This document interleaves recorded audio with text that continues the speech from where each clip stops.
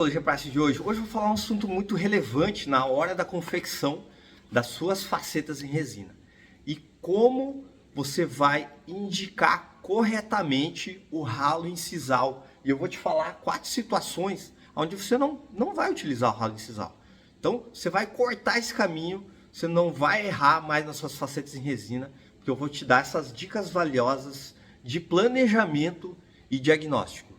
E tem muita relevância, porque o ralo incisal pode acabar com a sua faceta em resina. Então, se inscreve aí no canal, curte esse vídeo hoje e assista até o final, que eu vou te entregar um ouro, eu vou te falar 4 dicas muito preciosas que estão anotadas aqui, que vão ter muita relevância na hora da confecção da sua faceta em resina, sem ralo incisal. Então, bora pro vídeo?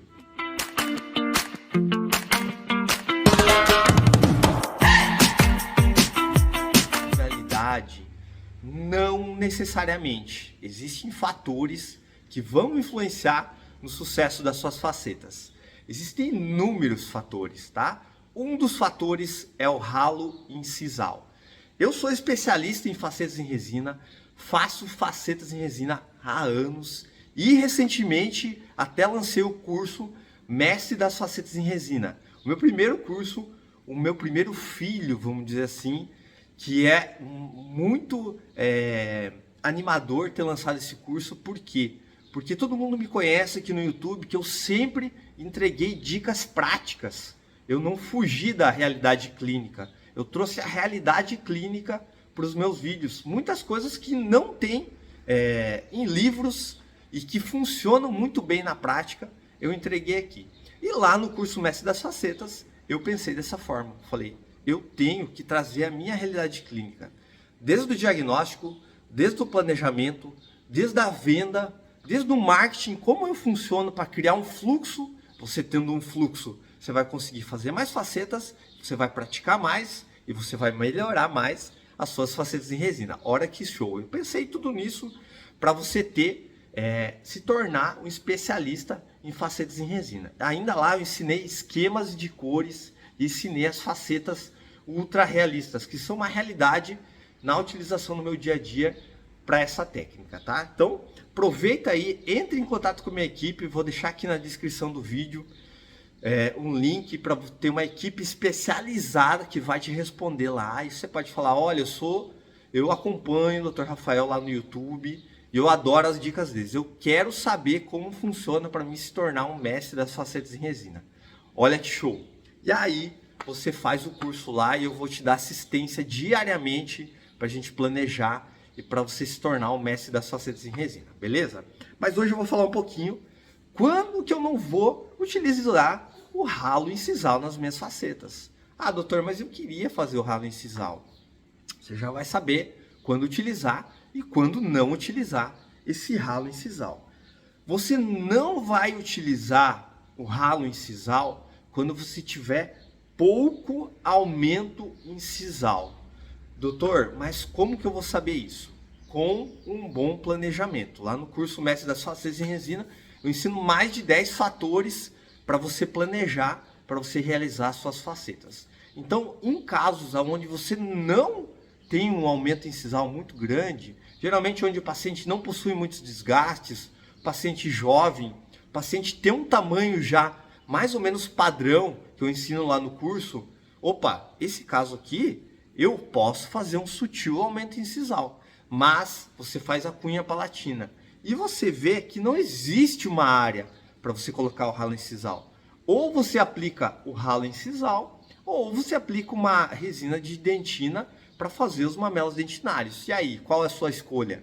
Nesse caso, eu recomendaria você utilizar a resina para você fazer os mamelos dentinários e não fazer o ralo incisal. Você vai ter ainda uma naturalidade muito bonita no seu caso e ainda você vai estar trazendo características naturais para sua faceta, sem ter o ralo incisal que eu falei ali, tá? Segunda dica para você não utilizar o ralo incisal é pacientes de maior idade, aonde você vê que às vezes o dente inferior dele não possui ralo incisal, não possui translucidez, né? E aí você vai estar colocando lá todo um aumento incisal com uma alta translucidez e um alto ralo incisal aparente, não é indicado. Esse paciente, ele vai olhar e vai falar assim, ficou estranho, porque antes o dente dele já não possuía uma translucidez, já não possuía um ralo incisal. E aí você vai estar criando toda uma translucidez, todo um ralo incisal e ainda de bônus, em todo esse ralo incisal aparente. Ele vai achar estranho, tá? Ele vai falar, opa, tem alguma coisa errada que não encaixou no meu sorriso aqui. Até você vai dizer, tá? Então, nessas situações, eu recomendo você trabalhar com uma baixa ou média translucidez incisal, para os seus casos, e não utilizar o ralo incisal. Não vai estar utilizando o ralo incisal. Ah, doutor, mas como eu trabalho essa média e alta translucidez? Lá no curso Mestre das Facetas eu falo sobre isso. Porque é uma realidade clínica, você tem que saber indicar a translucidez correta numa restauração classe 3, numa restauração classe 4, num aumento incisal, consequentemente numa faceta. Você tem que saber como dosar essa translucidez, tá? Não existe um artista de uma obra só. Chega um paciente com uma restauração classe 4 para você fazer, e aí, o que você vai fazer? Ah, mas eu só faço faceta BL2, tá? Eu não sei fazer isso aí, eu não vou fazer, né? Aí você não vai estar tendo, você não vai ser um especialista em estética, né? Então você vai estar pecando em alguma coisa, né, tá? Um dos erros também, da não utilização de um ralo incisal é num planejamento errado de algum caso, tá? Vamos dar um belo exemplo. Você planejou um caso, e eu já vou falar sobre esse caso, você fez a guia, tudo, e você fez o ralo incisal, beleza? Essa paciente aqui, eu quero fazer um ralo incisal. E aí, na hora do acabamento, aquele planejamento que você mandou para um laboratório, e você fez, ou eu ensino lá no curso Mestre das Facetas, a você fazer uma guia modificada para planejamento, que você não precisa mandar para o laboratório para planejar, mas eu uso guias, não faço a mãos livres, tá? E aí, você fez tudo a guia, fez tudo certinho, fez a cunha palatina, fez o ralo incisal. E aí o paciente senta para você fazer o acabamento, você fala, opa, esse central ficou maior que esse lateral e esse canino ficou maior que esse. E agora eu fiz o ralo incisal. E aí você vê que um lado tem ralo incisal e o outro não tem ralo incisal. Então, nesse tipo de situação clínica, são casos, às vezes, onde o paciente ele tem uma mordida inclinada, ele tem uma inclinação na mordida, né? Às vezes ele tem uma desproporção gengival que está causando isso também. E aí você vai indicar o ralo incisal nessa situação, e aí na hora do acabamento você vai perder o ralo incisal em alguns dentes. E você vai ter esse contraste de ralos incisais, tá? Por que eu estou falando isso? Porque eu já errei, né? E não erro mais. E eu quero que você não erre mais, tá? Então, basicamente isso. E outra indicação muito comum para você não fazer o ralo incisal é se você está fazendo as suas facetas somente a mãos livres, tá? Em algumas situações, você vai ter aumentos incisais maiores, a sua cunha palatina com certeza vai estar diferente uma da outra. Consequentemente, a espessura de ralo incisal vai estar diferente uma da outra. E aí, na hora do acabamento, amigo, vai dar o erro que eu acabei de falar para você, tá? Você vai ter um desgaste de ralo incisal. E aí você vai ter faceta com ralo e sem ralo, com ralo e sem ralo. E aí fica legal? Não fica legal. Se você quer trabalhar em alta performance, pega essas dicas, tá? E ainda eu vou falar uma dica bônus agora que eu me lembrei, que é muito relevante, que é a escolha da resina adequada.